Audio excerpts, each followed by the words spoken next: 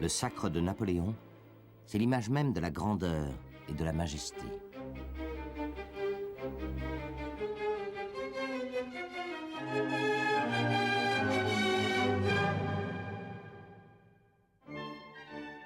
Le tableau de David, le sacre de l'empereur Napoléon, représente le moment où Napoléon Bonaparte, après s'être couronné lui-même, se retourne vers Joséphine, son épouse.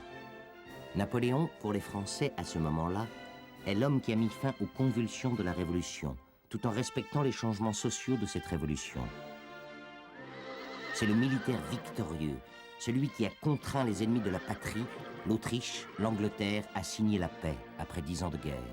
Avant le sacre, Napoléon a été plébiscité par les Français. 3 500 000 oui, contre 2 500 non. Mais au cours de la cérémonie solennelle à Notre-Dame, le nouvel empereur veut incarner des valeurs éternelles. La France réconciliée avec l'Église, le souvenir de la Rome des Césars, mais aussi celui de Charlemagne. Et le pape, par sa présence, consacre tous les souvenirs mythiques de l'histoire européenne. Ce tableau est un tableau que tout le monde connaît, c'est un chef-d'œuvre. On pourrait donc penser, comme on le connaît comme une sorte de cliché éternel, que c'est une véritable photographie de l'événement. En réalité, ça n'est pas du tout le cas. Tout d'abord pour des raisons techniques. Il s'agit bien évidemment d'un tableau immense, plus de 9 mètres de côté. Et c'est donc un tableau qu'il a fallu quelques 2 ans à David pour composer. Il lui a donc fallu, bien évidemment, dessiner tous les personnages et penser à la place de chacun. C'est en quelque sorte, si l'on veut, la mise en scène d'une mise en scène destinée à frapper les imaginations. Il s'agissait de représenter, en fait, non pas le sacre simplement d'un personnage, mais également l'établissement d'une nouvelle dynastie, avec la présence de toute la famille, et l'établissement d'un nouvel ordre social en présence de toute l'aristocratie ancienne et nouvelle. Parmi les quelques modifications que s'est permis David à la réalité, quelques entorses qu'il y a faites, nous pouvons énumérer la présence de Madame Mère qui se trouve dans la tribune alors qu'elle avait refusé d'assister à la cérémonie. Nous pouvons citer également, pour des raisons diplomatiques, diplomatie familiale, la présence des 2 dames d'honneur qui tiennent la traîne de Joséphine alors que ce rôle incombait normalement aux sœurs de l'empereur. Une modification également du geste du pape, dont l'empereur aurait dit qu'il n'avait pas fait venir le pape de si loin pour qu'il ne fasse rien. Et enfin, sur la droite, complètement, la présence de Talleyrand, qui, lui, assistait bien à la cérémonie et qui assistait même, semble-t-il, avec un petit sourire ironique. Du moins, c'est ainsi que l'ont vu certains historiens. Dans le quartier de Notre-Dame, tout autour de la cathédrale, on peut essayer de retrouver les traces du Paris de Napoléon et essayer de comprendre dans quel état d'esprit les Parisiens, le pape, l'impératrice et l'empereur se trouvaient ce 2 décembre 1804.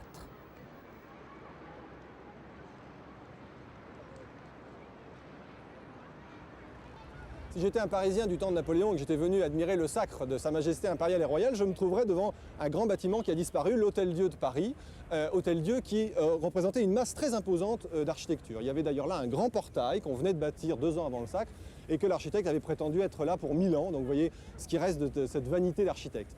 De l'autre côté, second édifice disparu qui calait le parvis et lui donnait une composition plus petite, c'était l'hôpital des enfants trouvés où l'on élevait les enfants abandonnés dans la rue par leurs parents. Il y en avait énormément à cette époque. Entre ces 2 grands bâtiments, une rue centrale, la rue Neuve-Notre-Dame, par laquelle les carrosses des invités et naturellement de Napoléon et du pape sont arrivés. Mais ils ne sont pas arrêtés devant la façade de l'église qu'on ne voyait pas. Il y avait devant un très grand portique en bois et avec un décor un peu de carton-pâte néo-gothique, très curieux, qui cachait les portails parce que, en fait, aucun personnage officiel n'est entré par là. Le pape, comme Napoléon, ont dû, avec les carrosses, tourner pour aller dans la rue du cloître Notre-Dame, car l'entrée s'est faite en réalité au chevet de l'église, où on avait bâti une grande place en rotonde, où les officiels sont descendus pour se rendre à l'archevêché. À l'intérieur de Notre-Dame, pour retrouver les lieux mêmes du sacre, il faut pénétrer au fond du chœur, derrière l'autel actuel, et imaginer le décor construit par Percier. Car aujourd'hui, il reste peu de choses des colonnes et des voûtes sous lesquelles a eu lieu la cérémonie. La Pietà de Nicolas Coustou qui subsiste est un bon repère pour comprendre le tableau de David par rapport au lieu. Et je suis ici à l'emplacement exact que sur le tableau occupe Pie VII, le pape, qui donc domine du haut de cet emmarchement le chœur. ici à ses pieds, entre guillemets, Napoléon en train de couronner Joséphine sur le tableau. En revanche, il faut un tout petit peu plus d'imagination pour comprendre le chœur que nous avons actuellement sous les yeux par rapport au tableau, puisque les grands piliers habillés de marbre rouge et blanc de l'époque classique avaient été supprimés sous Napoléon III. Donc évidemment ici on a un état postérieur, il n'y avait pas les grilles, il n'y avait pas les anges. Et puis, bien sûr, ont disparu tout de suite après le Sacre les tribunes provisoires aménagées par l'architecte Percier pour permettre à un maximum de gens d'assister à la scène. À côté de la cathédrale, c'est au musée Notre-Dame que l'on peut observer le plus grand nombre de documents qui, au-delà du tableau de David, nous renseignent sur la cérémonie du sacre.